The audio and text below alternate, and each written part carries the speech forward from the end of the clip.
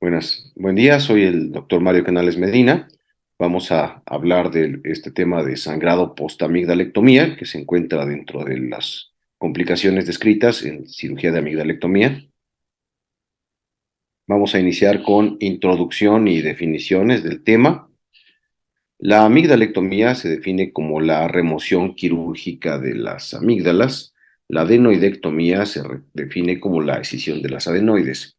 Ambos procedimientos comúnmente se realizan en conjunto en el mismo tiempo quirúrgico y en este caso el procedimiento se denomina adenoamigdalectomía. Aquí tenemos la imagen de adenoides y amígdalas extirpadas.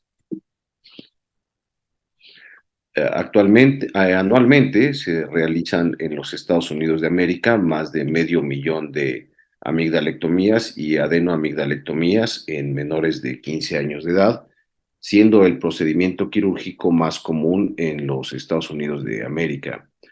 Al ser un procedimiento común, la seguridad y la eficacia de esta cirugía han sido ampliamente estudiados. En Dinamarca, la amigdalectomía representa 30% de todas las cirugías efectuadas en los departamentos de otorrinolaringología.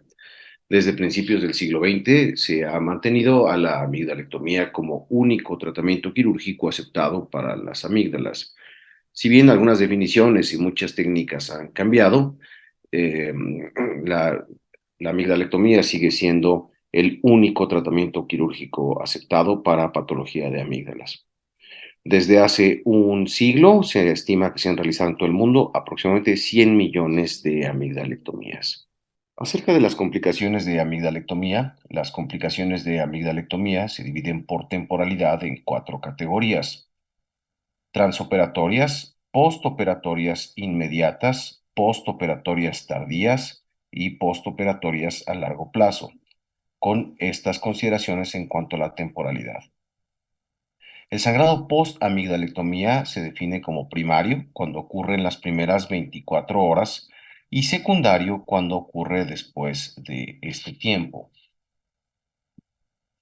Las complicaciones de amigdalectomía comprenden todas estas posibilidades transoperatorias, postoperatorias.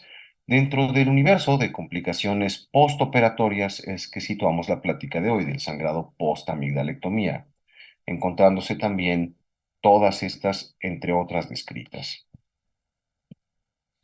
La complicación más importante en amigdalectomías es el sangrado post-amigdalectomía.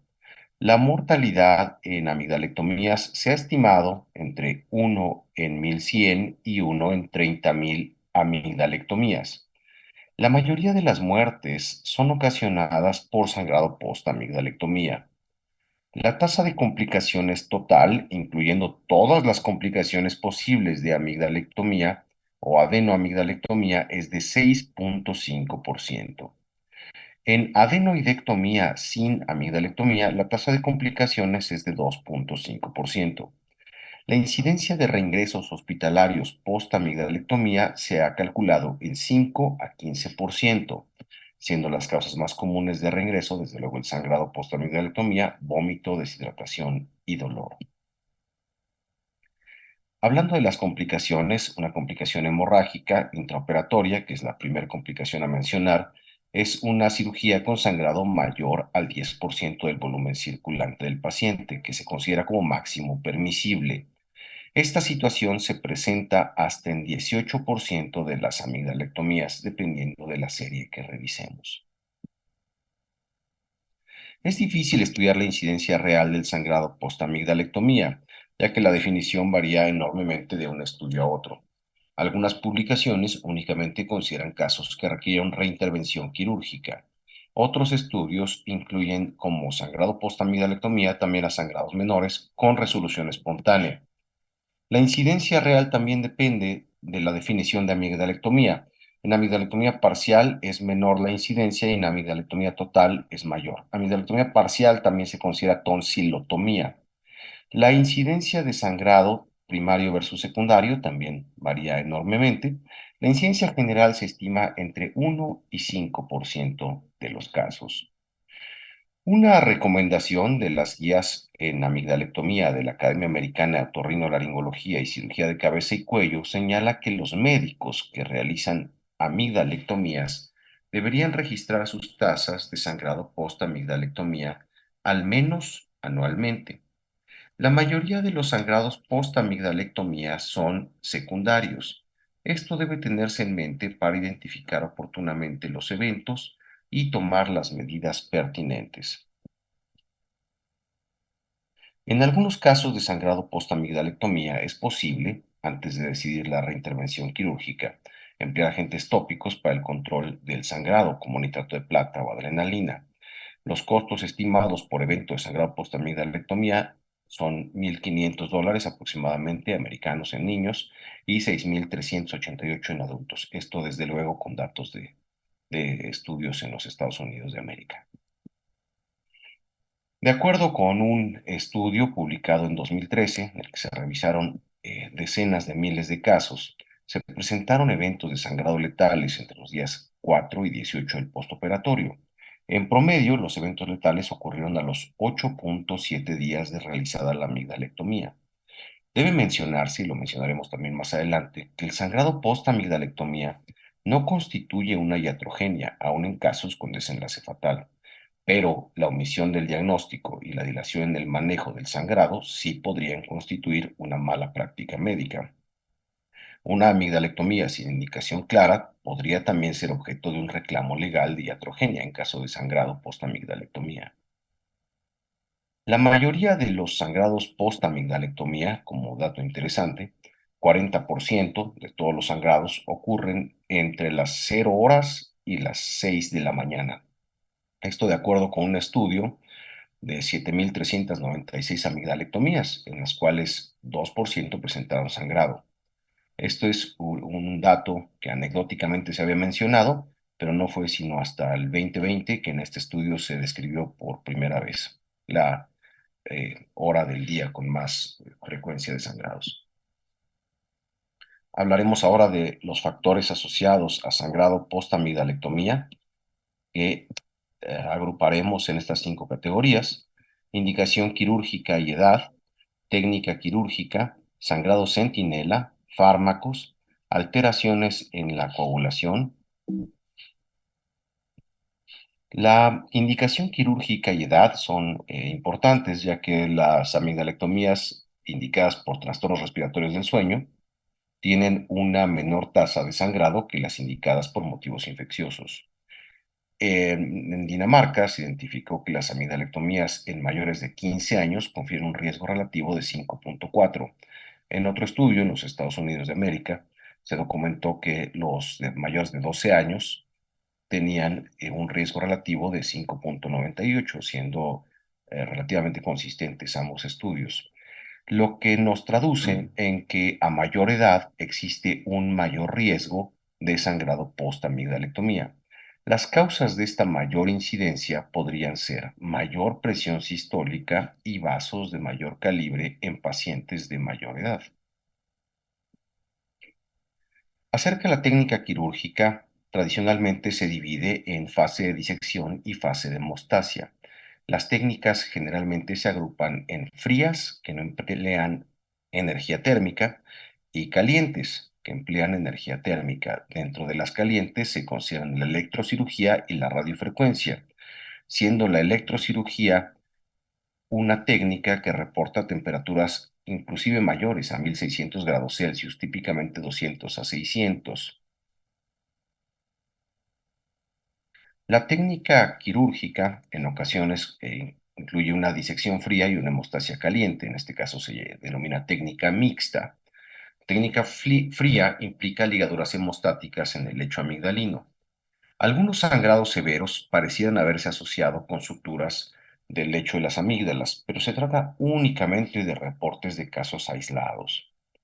El sangrado post-amigdalectomía secundario asociado a técnicas calientes podría deberse a una zona necrótica causada por la energía térmica.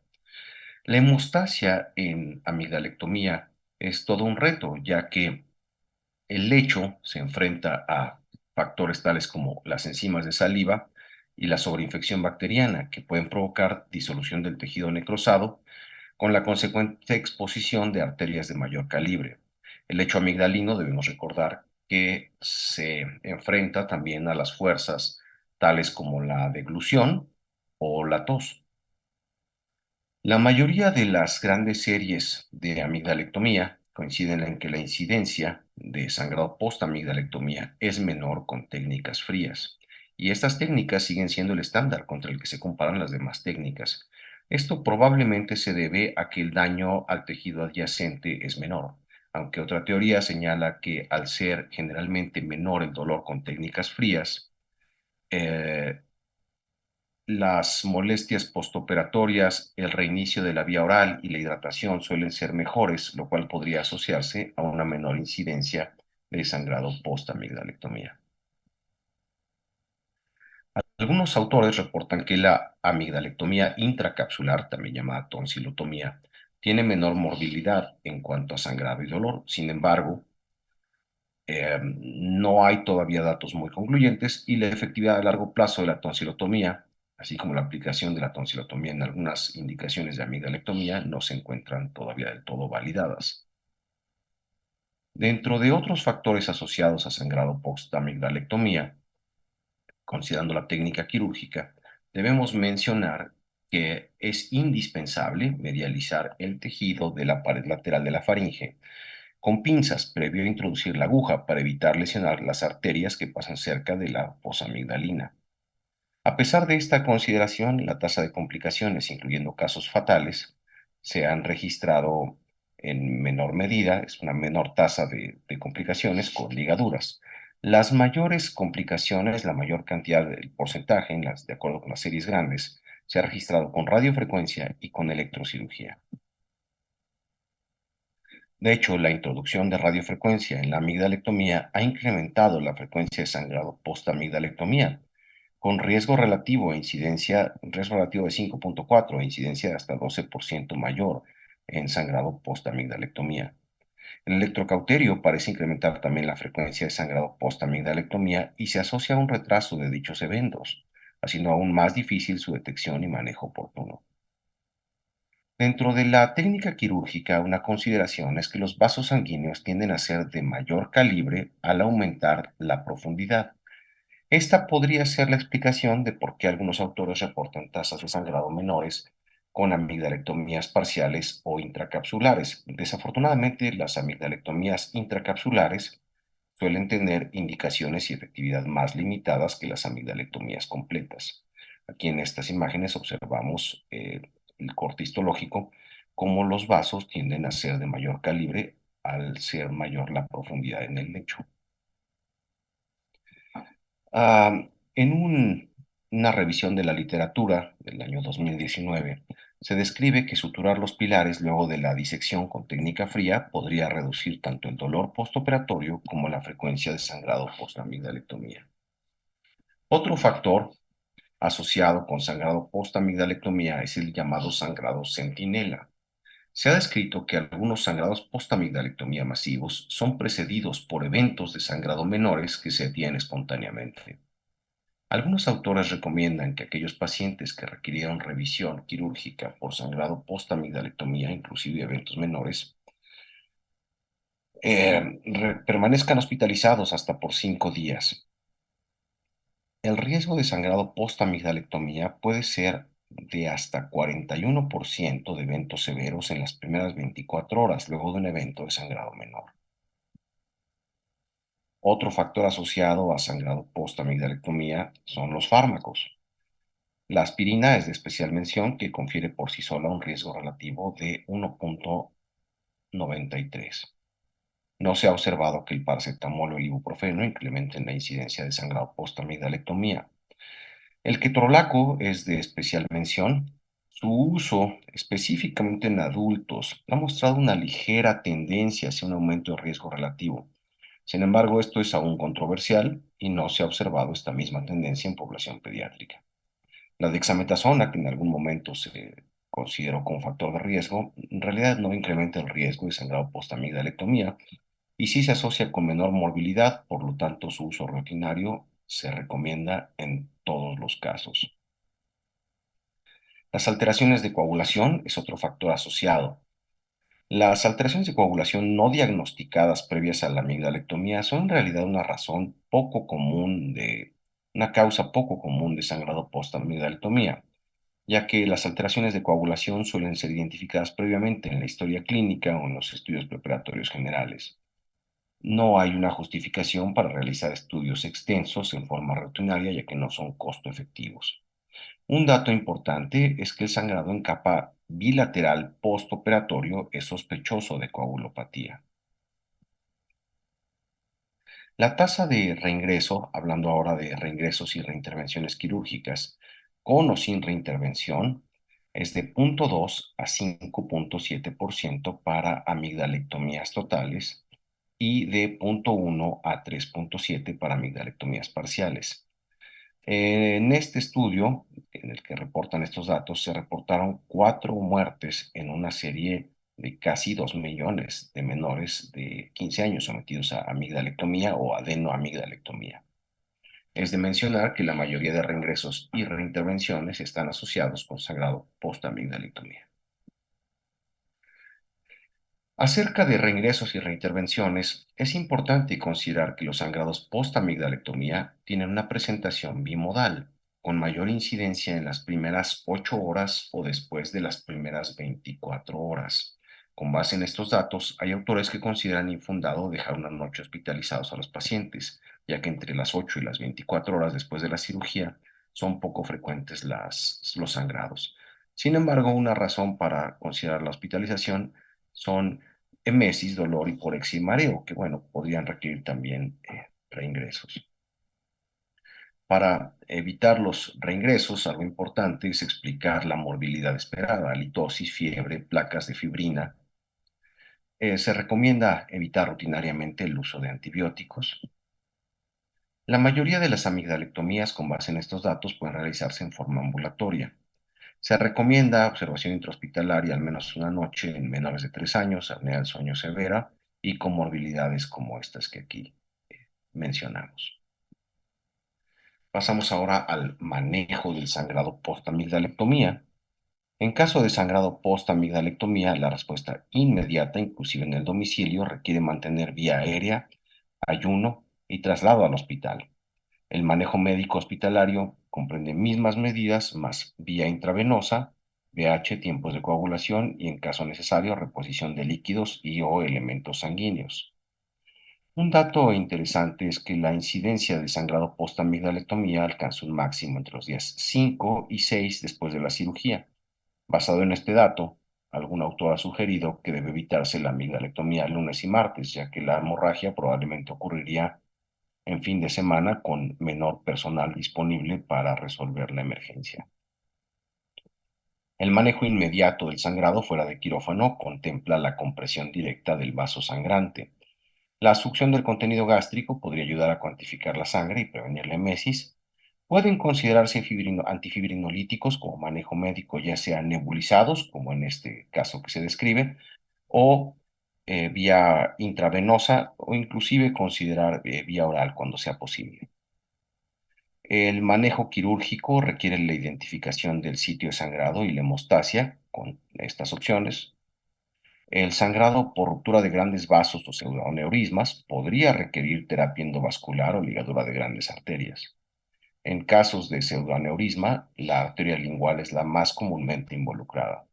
Desde luego deberá recordarse la irrigación de las amígdalas para el manejo del sangrado postamigdalectomía con todas estas arterias, contribuyendo a la vascularización de las amígdalas y del lecho amigdalino.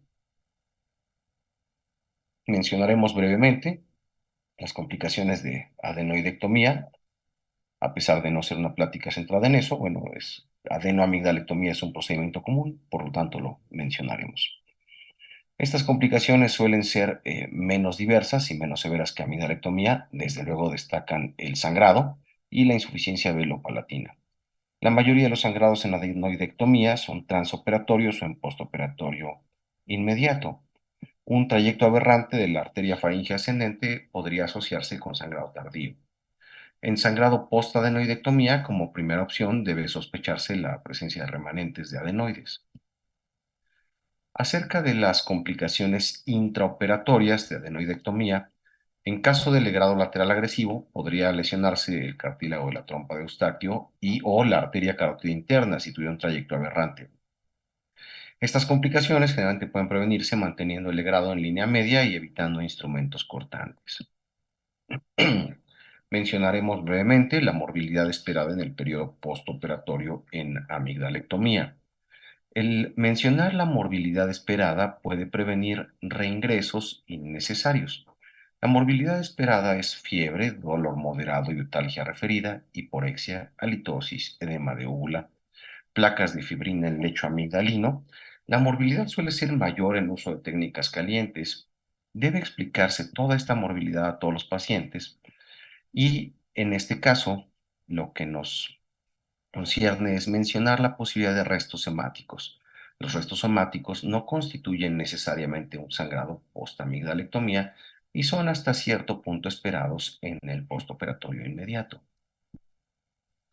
Las placas de fibrina son algo que debe explicarse, que no constituye un dato de alarma ni constituye una complicación. Y ya para concluir, mencionaremos cuatro conclusiones muy importantes acerca del tema de sangrado postamigdalectomía. El primero es que un adecuado consentimiento informado puede prevenir problemas legales y malos entendidos que dañen la relación médico-paciente en caso de presentarse complicaciones. La segunda conclusión importante es que un consentimiento informado apropiado debe de incluir al menos tres riesgos y debe de comentarse al menos tres situaciones de riesgo o morbilidad esperado, que son sangrado, dolor y la posibilidad de infección, aunque siendo menos probable la infección debe de comentarse. El cirujano que realiza amigdalectomías, como tercera conclusión, debe de estar preparado y disponible para resolver casos de sangrado post-amigdalectomía, al menos 2 semanas después de la cirugía. A pesar de que tradicionalmente muchas personas hablan de 10 días después de la cirugía, lo descrito en la literatura son 2 semanas después de la cirugía en los cuales el cirujano que realizó la amigdalectomía debe de estar disponible para resolver el posible sangrado. Otra conclusión muy importante es que las complicaciones no constituyen en sí misma mala praxis médica, inclusive en casos de desenlace fatal, pero la falta de profesionalismo para el diagnóstico y manejo de los eventos adversos que pudieran presentarse es lo que sí podría ser considerado como negligencia. Muchas gracias. Buen día.